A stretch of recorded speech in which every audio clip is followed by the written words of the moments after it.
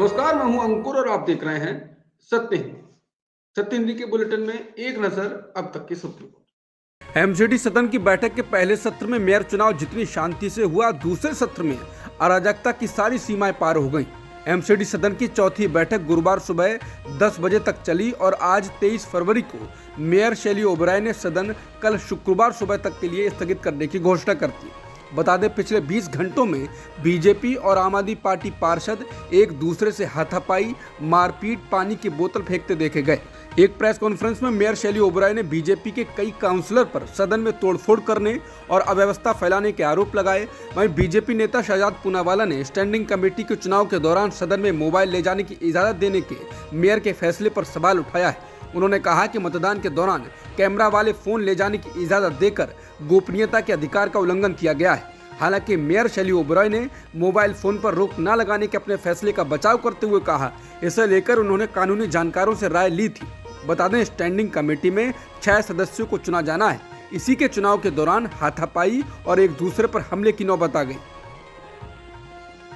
मेघालय में 27 फरवरी को होने वाले विधानसभा चुनाव से पहले मेघालय बीजेपी अध्यक्ष अर्नेस्ट मावरी ने बीफ को लेकर काफी अहम टिप्पणी की है, जिसके बाद बीजेपी के दोहरे रवैये पर सवाल उठने लगे हैं। दरअसल इस चुनाव में सभी 60 सीटों पर अकेले चुनाव लड़ रही मेघालय बीजेपी के अध्यक्ष अर्नेस्ट मावरी ने द इंडियन एक्सप्रेस से बातचीत में कहा कि पूर्वोत्तर में, विशेष रूप से मेघालय में, बीफ हमारी संस्कृति और खान पान की आदत है। हर कोई बीफ खाता है, इसलिए पार्टी में कोई भी हमसे ये नहीं कहता है कि बीफ मत लो।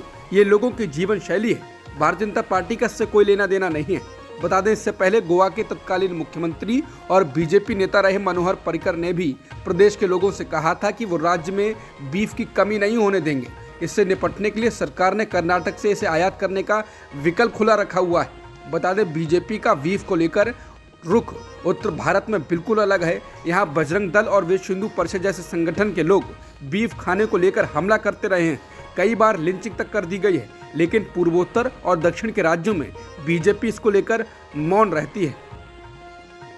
भारत और चीन लद्दाख में दोनों देशों की सेनाओं के बीच तनातनी के मुद्दे पर बुधवार को बात करते दिखे। दोनों ने खुले और रचनात्मक तरीके से पीछे हटने के प्रस्तावों पर चर्चा की, लेकिन किसी भी सफलता का कोई संकेत नहीं मिला। पीटीआई के मुताबिक भारतीय विदेश मंत्रालय के संयुक्त सचिव शिल्पक अंबुले कल बुधवार 22 फरवरी को बीजिंग पहुंचे थे। भारत और चीन ने इस मुलाकात और बातचीत पर बयान भी जारी किए हैं। भारतीय विदेश मंत्रालय ने कहा, इस बैठक के दौरान जुलाई 2019 के बाद से पहली व्यक्तिगत वार्ता हुई है। दोनों पक्ष मौजूदा द्विपक्षीय समझौतों और प्रोटोकॉल के अनुसार अपने उद्देश्य को प्राप्त करने के लिए जल्द से जल्द 18वें दौर की सैन्य वार्ता आयोजित करने पर सहमत हुए हैं। पंजाब की बठिंडा ग्रामीण सीट से आम आदमी पार्टी के विधायक अमित रतन कोटपट्टा को विजिलेंस ब्यूरो ने रिश्वत मामले में गिरफ्तार किया है। एक शीर्ष अधिकारी ने गुरुवार को यह जानकारी दी। विधायक की गिरफ्तारी उनके कथित करीबी रशीम गर्ग को इसी मामले में पंजाब विजिलेंस ब्यूरो द्वारा गिरफ्तार किए जाने के कुछ दिनों बाद हुई है। एनआई के मुताबिक ब्यूरो के एक शीर्ष अधिकारी ने बताया कि कोटपट्टा को गिरफ्तार कर लिया गया है। अधिकारी ने कहा कि विधायक को बुधवार शाम राजपुरा से पकड़ा गया था और अब उन्हें गिरफ्तार कर लिया गया। 16 फरवरी को सामने आए घूसखोरी के एक मामले में पंजाब विजिलेंस ब्यूरो ने उन्हें गिरफ्तार किया है। पिछले हफ्ते उनके पीए राशिम गर्ग को 4 लाख रुपए घूस लेते पकड़ा गया था। गर्ग को विधायक की मौजूदगी में ही गिरफ्तार किया गया था। बता दें, आम आदमी पार्टी के विधायक का घूसखोरी में पकड़े जाना इसलिए बड़ी खबर है क्योंकि आम आदमी भ्रष्टाचार के खिलाफ चलने वाले आंदोलन से निकली और शुरुआत से ही भ्रष्टाचार पर जीरो टॉलरेंस की बात करती रही है। हिंडनबर्ग रिपोर्ट आने के बाद से ही गौतम अडानी को लगातार झटके लग रहे हैं। अब गौतम अडानी को एक और बड़ा झटका लगा है। अडानी अरबपतियों की लिस्ट में 25वें स्थान से भी नीचे खिसक गए हैं। गौतम अडानी, जो दुनिया के दूसरे सबसे अमीर व्यक्ति थे, वो अब ब्लूमबर्ग बिलियनियर इंडेक्स में खिसक कर 29वें पायदान पर पहुंच गए हैं। गौतम अडानी के पास फिलहाल सिर्फ 42.7 बिलियन डॉलर संपत्ति ही बची है। मालूम हो कि रिपोर्ट के आने के बाद से अडानी ग्रुप की कंपनियों के शेयरों में लगातार गिरावट आ रही है। हिंडनबर्ग रिसर्च रिपोर्ट के 1 महीने बाद अडानी के शेयरों में गिरावट जारी है। ग्रुप की 3 कंपनियों Adani total gas, Adani green energy और अडानी ट्रांसमिशन के शेयरों में 24 जनवरी के बाद से सबसे अधिक गिरावट दर्ज की गई है। 78.5% की गिरावट के साथ अडानी टोटल गैस में 21 कारोबारी सत्र में सबसे ज्यादा गिरावट आई है। 24 जनवरी 2023 को 3,885.45 से 22 फरवरी को इसका शेयर 834.95 रुपए पर आ गया है।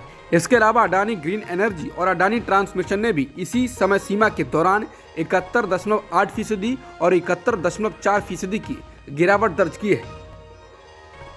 कांग्रेस की प्रवक्ता सुप्रिया श्रीनेत ने ट्वीट कर बताया है कि उनके सहयोगी और पार्टी के नेता पवन खेड़ा को इंडिगो की रायपुर जा रही फ्लाइट से उतार दिया गया है। कांग्रेस नेता श्रीनेत ने ट्वीट कर कहा, हम सभी इंडिगो एयरलाइंस की फ्लाइट संख्या 6E24 से रायपुर जाने वाले थे, तभी अचानक मेरे सहयोगी पवन खेड़ा को विमान से उतरने के लिए कहा गया। ये किस तरह की मनमानी है? क्या कानून का राज खत्म हो गया है? किस आधार पर और किसके आदेश से ऐसा किया गया है? वहीं एयरपोर्ट से वीडियो भी आए हैं जिनमें कांग्रेस नेता बीजेपी और पीएम मोदी के खिलाफ इसके बाद नारेबाजी कर रहे हैं। कांग्रेस को दक्षिण भारत में बड़ा झटका लगा है। तमिलनाडु में कांग्रेस नेता CR केसवन ने पार्टी से इस्तीफा दे दिया है। वो किस पार्टी में जाएंगे अभी ये तय नहीं हुआ है। केसवन भारत के पहले गवर्नर जनरल C राजगोपालाचारी के प्रपौत्र हैं। CR केसवन ने गुरुवार को पार्टी से मतभेदों का हवाला देते हुए कांग्रेस से इस्तीफा दिया। पार्टी अध्यक्ष मल्लिकार्जुन खड़गे को संबोधित करते हुए अपने इस्तीफे में CR केसवन ने कहा है कि पार्टी की विचारधारा और मूल्यों ने उन्होंने 2 दशक से अधिक समय तक पार्टी के लिए काम करने के लिए प्रेरित किया, लेकिन मेरा मानना है कि मैं मौजूदा समय में पार्टी के साथ सहमत नहीं हूं। यही कारण है कि मैंने हाल ही में राष्ट्रीय स्तर पर एक संगठनात्मक जिम्मेदारी से इनकार कर दिया और इससे भी भारत जोड़ो यात्रा में भाग लेने से परहेज किया था। अमेरिकी राष्ट्रपति जो बाइडेन की अचानक यूक्रेन यात्रा के बाद अब राष्ट्रपति व्लादिमीर पुतिन ने संकेत दिया है कि चीन के राष्ट्रपति शी जिनपिंग आने वाले महीनों में मॉस्को का दौरा करेंगे। क्रेमलिन में चीन के शीर्ष राजनयिक वांग यी का स्वागत करते हुए उन्होंने कहा, जिनपिंग की यात्रा का इंतजार है और इसे लेकर दोनों पक्षों के बीच समझौता हो गया है। बता दें कि पुतिन की यह घोषणा तब हुई है जब यूक्रेन में युद्ध को 24 फरवरी को 1 साल होने वाला है। मालूम हो कि पश्चिमी देशों की पाबंदियों के कारण अलग थलग पड़ा रूस एशिया की तरफ झुक रहा है और चीन की ओर से उसको कुछ हथियारों को लेकर मदद की उम्मीद है। बता दें यह ऐसा वक्त है जब रूस चीन पर अब तक का सबसे अधिक निर्भर हो रहा है। अगर चीन रूस को मदद देता है तो यूक्रेन और रूस का युद्ध भी अलग स्तर पर पहुंच जाएगा। वहीं शी जिनपिंग की संभावित रूस यात्रा की खबर अमेरिका के लिए चिंताजनक है। अमेरिकी विदेश विभाग ने बुधवार को कहा वो चीन और रूस के बीच अधिक तालमेल को लेकर चिंतित हैं। इजरायली सेना के वेस्ट बैंक पर किए गए हमले में कम से कम 11 फलस्तीनी लोग मारे गए हैं, जबकि लगभग 80 लोग घायल हो गए हैं।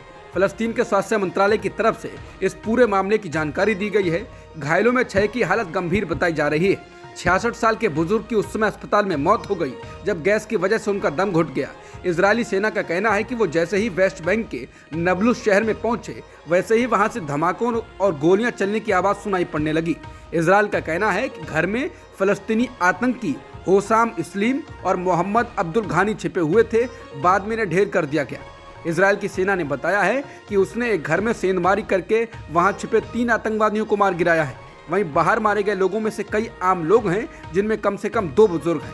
बता दें इजरायली सेना ने पिछले महीने जेनिन में भी ऐसे ही हमले किए थे, जिसमें 10 लोग मारे गए थे। अब तक की खबरों में इतना ही। बाकी खबरों के लिए बने रह सकते हैं आप सत्य हिंदी के साथ।